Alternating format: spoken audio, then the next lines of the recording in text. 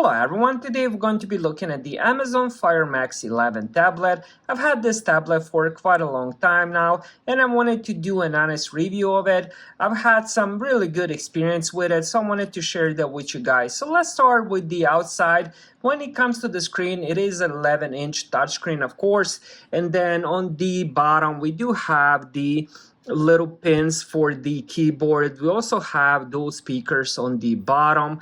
And then on the right side, we have the SD card expansion. You can expand the storage up to 1 terabyte. We have USB-C for charging, volume rockers, and then the power button. This is also a fingerprint scanner as well. Then on top, we have more speakers, dual speakers on top as well. And then on this side, we don't have anything. Behind the, on the back of the tablet, we do have 8 megapixel rear facing camera. And then on the front, we also have 8 megapixel front facing camera.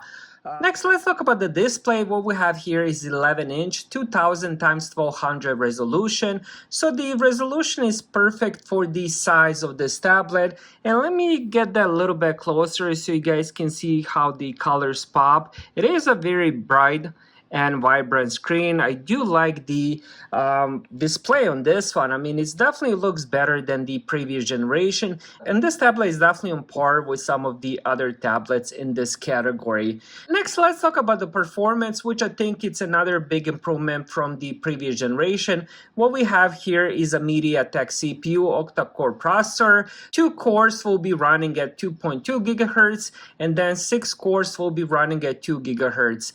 When it comes to the RAM, it comes with 4 gigabytes of RAM, and the storage comes with 64 or 128 gigabytes of storage, but keep in mind it does have that SD card expansion, so it is expandable up to 1 terabyte.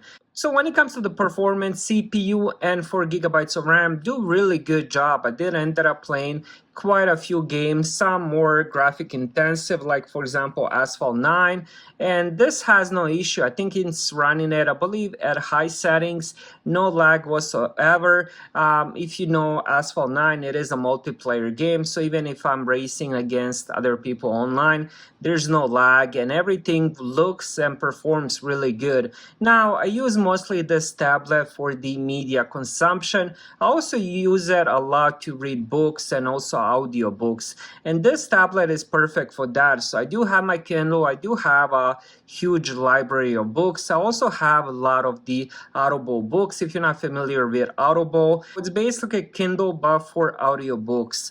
Next, let's talk about the interface and the operating system. This tablet is running Fire OS. It is a operating system based on the Android, but it doesn't really look like Android. The whole interface is definitely different. So this will be the main page that you're gonna get once you turn the tablet on. And then if we go on the left side, this might be different for you, but for me, I have some recent apps that I use, also some other apps, games, TV shows and stuff like that.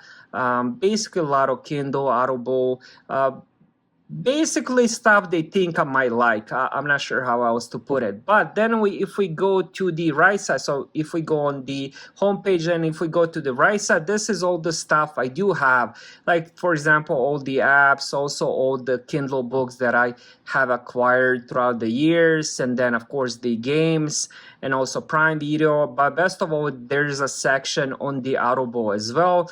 And here is some of the Audible books that I do have. So I think the whole interface is really good, especially for me, since I do end up using quite a lot of Kindle and Audible. And also I do end up watching Prime Video, so I can just continue on the tablet. Let's say I'm watching on TV, I can just go on the tablet and do that as well. Also, this does support X-ray. So for example, if you're watching Prime Video on TV, you can end up getting some extra stuff on the tablet, like actors and stuff like that, basically.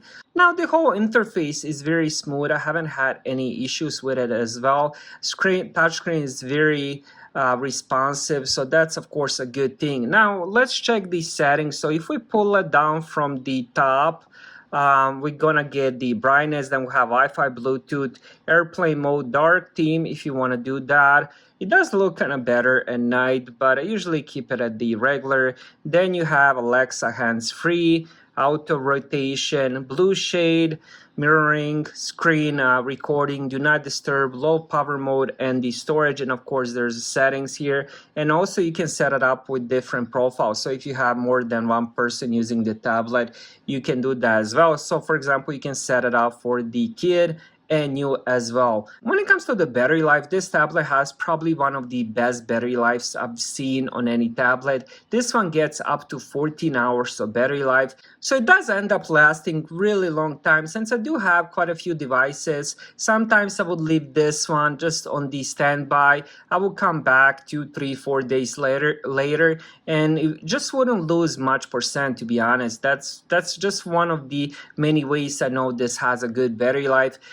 Sometimes I would use it for 1 day, 2 days, 3 days, pretty much nonstop. It would be my main device, and the battery life is really amazing. Now, when it comes to the charging, it doesn't really have fast charging. It does charge with the USB-C, but from the empty to full, you're looking at around 4.2 hours to have it charged, which is not bad. I usually just leave it overnight to charge it, especially when I'm down to like 15, 10%, and then I would just put it on the charger overnight. It would charge up, and then I'm good to go for many days, since it does have 14 hours battery life. Now, when it comes to the cameras, huge improvement from the previous version, which only had, I believe, 5 megapixel rear, 2 megapixel front. This one definitely improvement, 8 megapixel on the front, 8 megapixel on the back, and both of them can actually even do HD video recording.